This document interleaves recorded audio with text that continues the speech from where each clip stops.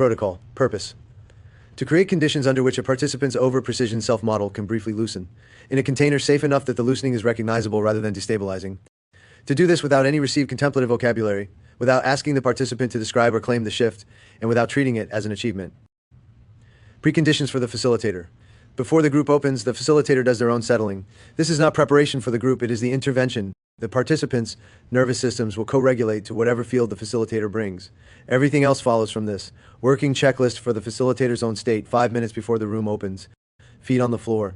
Not metaphorical. Actual contact, weight, floor. 10 seconds. Longer exhale than inhale. 3 breaths. Signals to your own system that the situation is safe.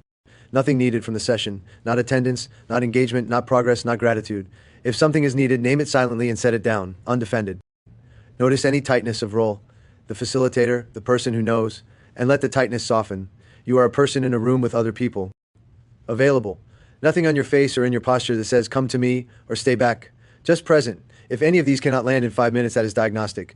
Do the session anyway. Note what could not settle and address it after. Presence versus performance. There is a distinction here worth naming plainly because it decides most of what the room will offer you. The image that catches it, the Wizard of Oz behind his curtain, working machinery to produce the appearance of authority. Performing the facilitator role is exactly this, a curtain of professional persona in front of a person managing knobs. The room feels the machinery. Whether or not it can name what it is feeling, compliance or resistance follows. Presence is the curtain down. Not a technique of authenticity, not disclosure, not warmth as a skill. Just, the person in the chair is the person in the chair. Undefended, available. Nothing manufactured for the room. This is what participants' nervous systems are actually reading. Everything else you do rides on it. The distinction matters because the failure mode is subtle. A facilitator can be doing everything the manual describes and still be performing. The moves come out the same, the field reads differently. Presence cannot be faked. Its absence cannot be compensated for by better technique. Preconditions for the room. Setting first. Check before content. World, what is the physical space actually offering? Temperature, light, noise, smell. Any of these hostile enough to prevent settling? Exit. Does everyone in the room know where the door is and that they can use it? Not just intellectually, is the door actually accessible from their seat? Window, literal or figurative. Is there something to rest attention on that is not another face? A plant, a wall, an object of view. If any of these are compromised, address them first briefly without ceremony. Let me get the light off, it's harsh. The door is behind you, anyone need to move so it's clear. This is not softening or performance, it is precision management at the level of the whole field. The opening sets the whole session's precision level. Get this wrong and the rest of the session cannot recover. Do not open with a check-in that requires self-representation. How is everyone feeling? Ask each person to render a self-model and present it. This locks precision high before anything else has happened. Do open with something that puts attention in the shared field. What did you notice on your way in? Anyone see anything on the walk here? The light in here right now? Someone tell me what color you'd call it. The specific question matters less than that it points outward and into the actual. Accept whatever comes, even refusal. I didn't notice anything is a real answer.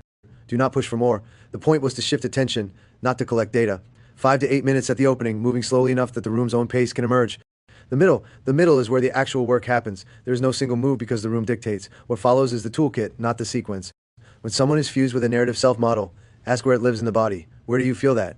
Or that thing you're describing, is it anywhere in your body right now? Not a demand, an invitation. If they say nowhere, accept it. Sometimes nowhere is the honest answer, and it does its own work. If they locate it, do not interpret. Do not ask what it means. Just, how is it right now? Or is it moving? You are keeping them in interoceptive contact without extracting content. If they drop out of the narrative, voice changes, breath changes, the room quiets, do not remark on it. Let it be. Move to something ordinary within 30 seconds so the shift is not made into a thing. The move here is a precision drop at the level of the individual self-model. The narrative was operating at the propositional layer. The body locating question forces a drop to interoceptive report. In the drop, the self-model has to reconstitute at a different layer, and the reconstitution has a gap.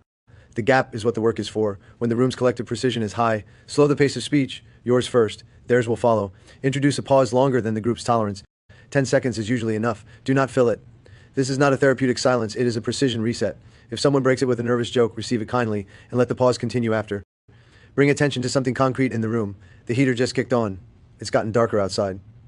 This does not seem like a move, but it is one. It re-anchors the collective attention in the shared field. When someone is in acute distress, the safety inversion. This is the inversion. Read it before using any other move. When the self-model has already loosened past what the person can tolerate, dissociation, flashback, panic, traumatic flooding, the work reverses. You are no longer lowering precision. You are raising it. The direction is opposite, the craft is the same. Give a physical anchor. Something to hold, a chair arm, a water bottle, their own hand. Ask them to name 3 things they can see. Standard grounding, done slowly, stay with them through each one. Give a location, You're here, in this room on Tuesday morning, and it's about 10 a.m. This is precision raising, not loosening. Give a temperature or a binary choice. Interoceptive but with a specific yes-no shape, not open interoceptive fishing, which can worsen the drift. Give a small task. Can you take the cap off that water bottle for me? The safety inversion is the manual's single most important principle. When in doubt, precisify. Loosening a self-model that is already too loose is what does harm. Raising precision for someone who is over-precisioned is uncomfortable but not dangerous.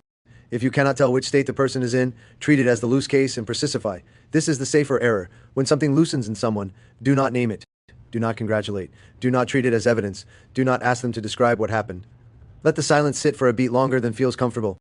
Move to something ordinary, a mundane logistical question, a comment about the room, a shift to someone else. This protects the loosening by not marking it. Note it silently.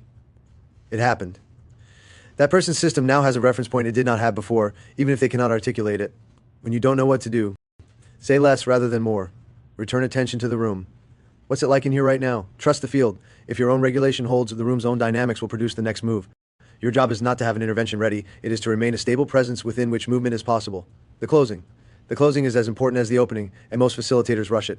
Do not summarize. Summary reifies. Whatever happened in the session, letting it remain unsummarized keeps it available. Summarizing turns it into content the self-model can accumulate. Do not ask what they got out of it. This forces the construction of a self-model that got something. Same problem, do mark the transition. We're going to stop in a minute. Give the group time to return to the ordinary. This is not softness, it is respecting the state the session may have produced. Do point back to the world.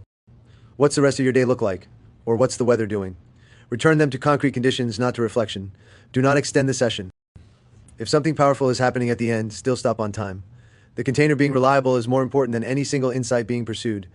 Ending on schedule is a facilitator's promise being kept. What durable change looks like. You will not see it in single sessions. Over months, small changes accumulate in what the room can tolerate. These are not markers to look for, they are the shape the work has when it is working. Looking for them turns the work into outcome measurement, which is precisely the frame the manual is written to guard against. Named plainly, not as a checklist, silences that used to feel unbearable become inhabitable. Someone who used to leave when a hard topic came up stays. Someone who used to only speak in fixed self-narratives begins to say things that surprise even them. The load-bearing shrug shows up less. None of this looks like awakening. It looks like people becoming slightly more available to their own lives. This is what you are actually doing, and it is enough. Protocol